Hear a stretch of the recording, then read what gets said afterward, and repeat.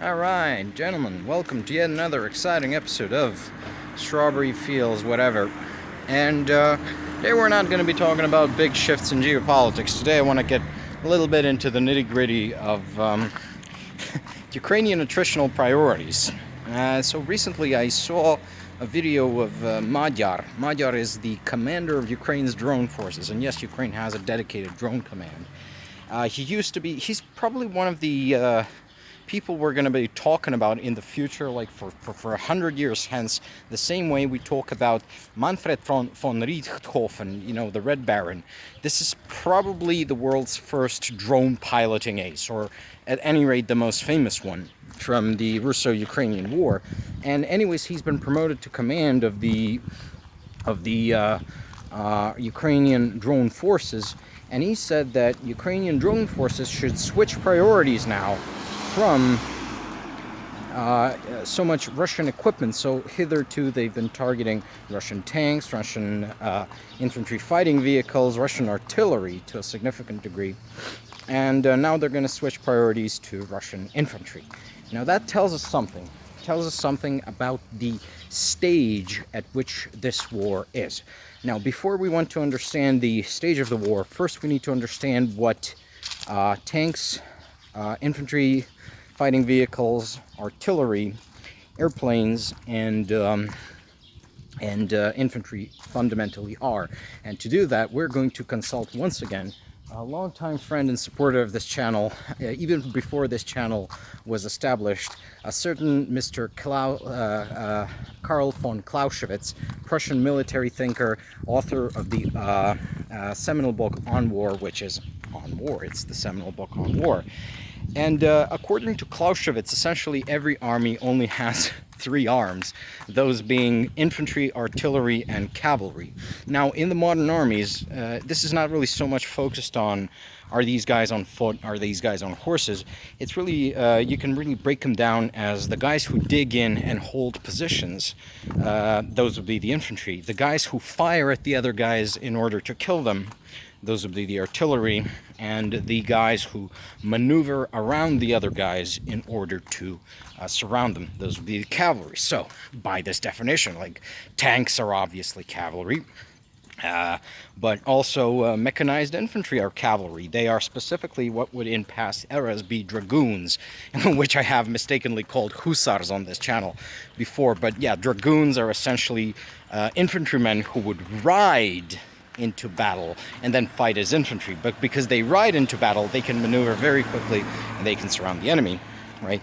And I guess air power, especially strike airplanes, they function really like artillery in this context. So it all falls under artillery. So what do we know now? And of course, Clausewitz here is actually pretty clear on which arm of the military he favors. He says the main arm is infantry. Everything is infantry, right?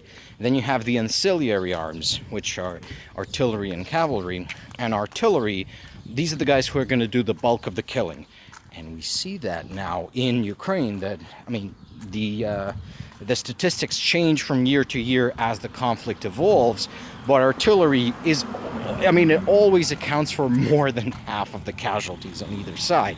And this is not something new about this war. This is the reality of war. The bulk of casualties are going to be caused by artillery. Wars that include artillery, at any rate.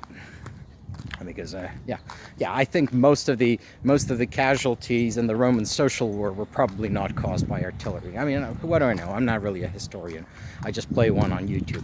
Anyways, so we have the situation right now where the Ukrainians are shifting priorities in drone combat, mind you.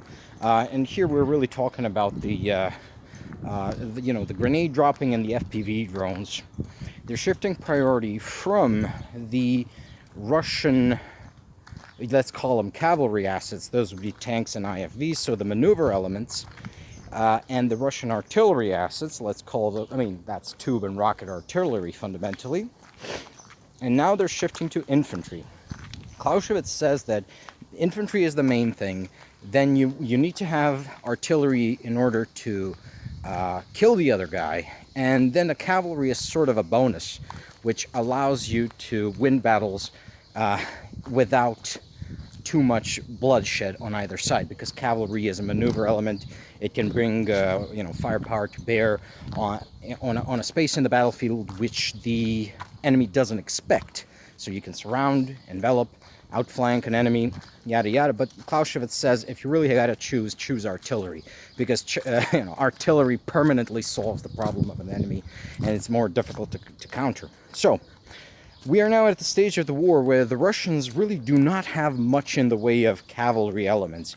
There have been other channels on YouTube, Covert Cabal, some of the others. They have been, buying commercial satellite imagery and counting the Russian tanks and IFVs in storage, in deep storage as well. And the Russians are almost out of IFVs and tanks. I mean, they're never going to be fully out.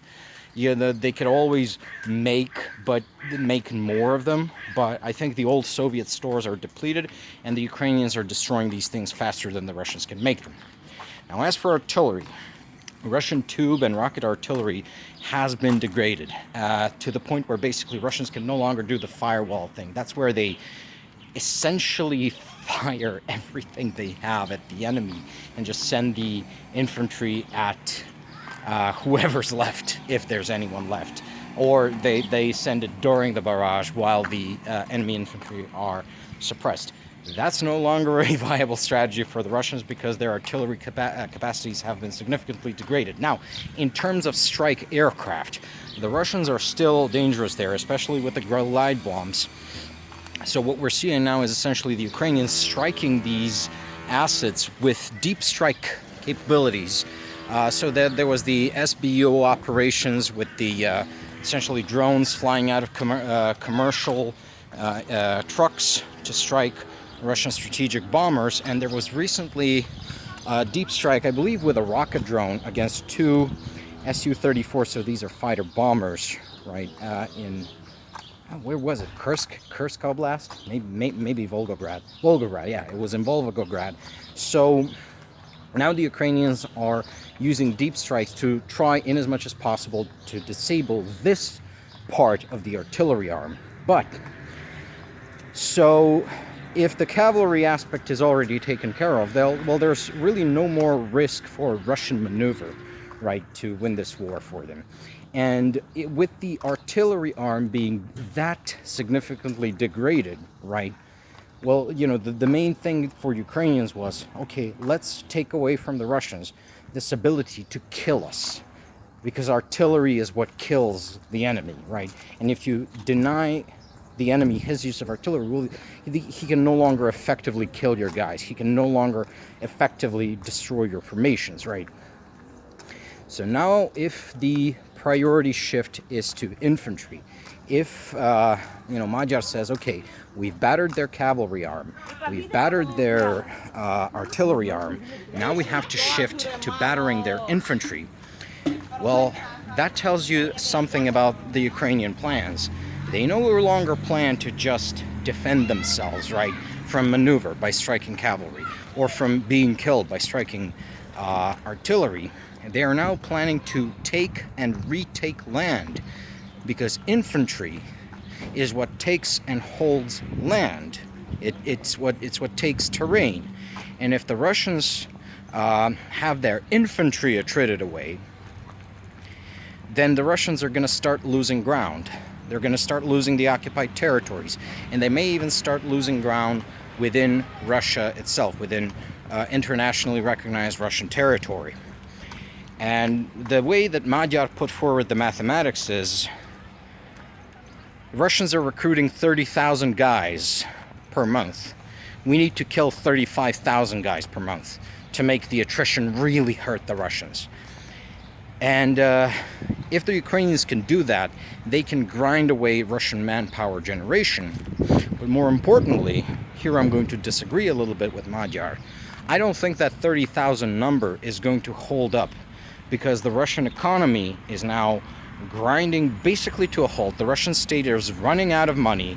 They have to print money in order to pay sign-up bonuses to the Russian infantrymen. To just these people can sign up and go, die for Putin's vainglory in Ukraine. And at some point, that money spigot is no longer going to be able to provide new recruits for the meat grinder. At some point, that 30,000 a month number is going to start first decreasing, and then it's going to drop precipitously. So, this priority shift on the part of the Ukrainian military, that we're no longer going to prioritize the enemy's cavalry arm and artillery arm, means that the Ukrainians are looking to start attriting away infantry, which means they're planning offensives. Expect offensives in the future. 6 months, 1 year, I don't know. I'm not privy to their plans. But if they're attriting away Russian infantry, they're going on the offensive, and soon. Thank you for coming to my TED Talk, and see you around later.